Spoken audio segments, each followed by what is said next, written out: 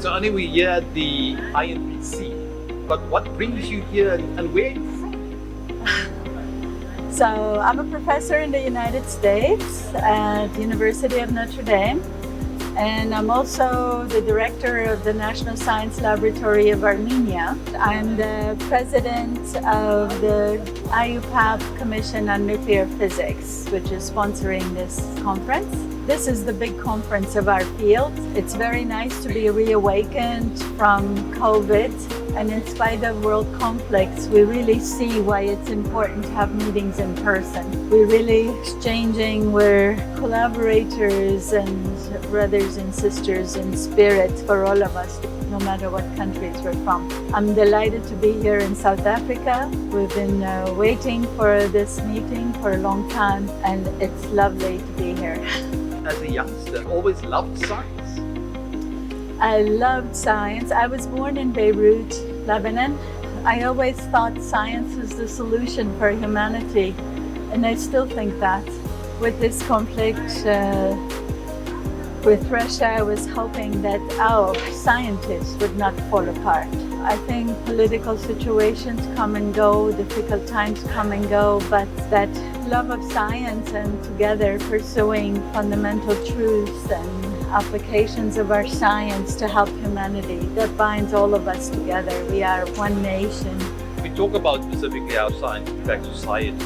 What are some of the things that come to mind in terms of the value of science? So my perspective from the United States to Europe, to Africa, to Asia, where Armenia is, every country's future is strongly dependent on the science and the technologies and innovations that come from science. So for countries that don't have big arms to fight with, I think it's the perfect weapon to succeed in life. And for the US, the economy is hugely, if we had to look back, when we look at the retrospective of what science has done and looking forward what we intend to do. A country's advancement and economy is hugely dependent on science. So that is why a lot of countries invest in science. And for South Africa, it's a developing country, and science is where all the future economic gains will come from. I mentioned that I'm the director of this lab in Armenia. Armenia was a former Soviet country. In the last 31 years, it's been on its own. It has unfriendly neighbors, but the hope for Armenia is to make advances in science. So you can do things like disruptive changes in the economy, like quantum computing or implementing the new things that come from science. In South Africa, the isotope production is amazing.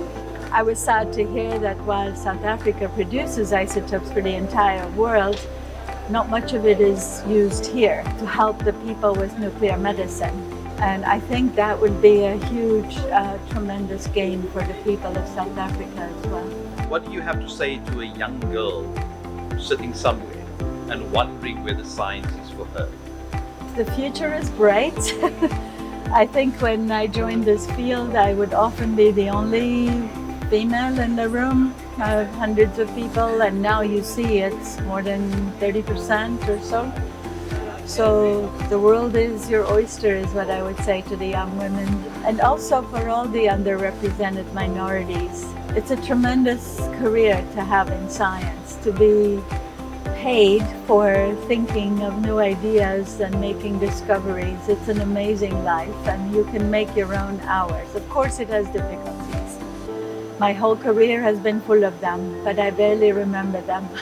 So you're saying it's a space where you're encouraged to think, and it doesn't matter what you look like, whether you're big, tall, small, white, brown, pink or green. I think my first African students, the university told me, "Oh, we have one, it's enough." It was so ridiculous. I only discovered recently that my own university didn't know that I was Caucasian. They thought I was African American myself. When that movie Hidden Figures came out, the university came to photograph me about how I felt about being a minority, and I was quite surprised. So it really doesn't matter. It's the love of the science that binds us. And while there may be people who are still backwards, but I think in science it's that enthusiasm for science. And I've always, that's been my philosophy since I've been very young, that political enemies can find a common path when you have a common interest in understanding some part of nature that has remained a challenge for us. I still believe that. Many people have been skeptic about my philosophy that way, but I still see that it works.